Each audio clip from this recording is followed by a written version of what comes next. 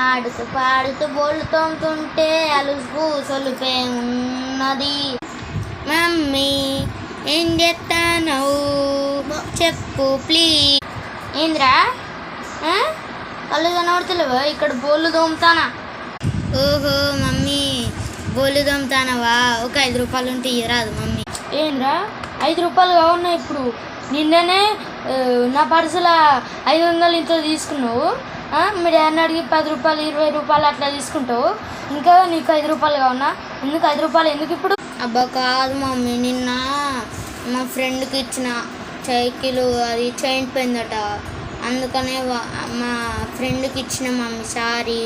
అవునారా? సరే నువ్వు పెద్దగానికి ఏమవుతావు చెప్పురా. నువ్వు పెద్దగానికి ఏమవుతావు? దొంగ అయితే నేను. ఏంది దొంగ అవుతావు?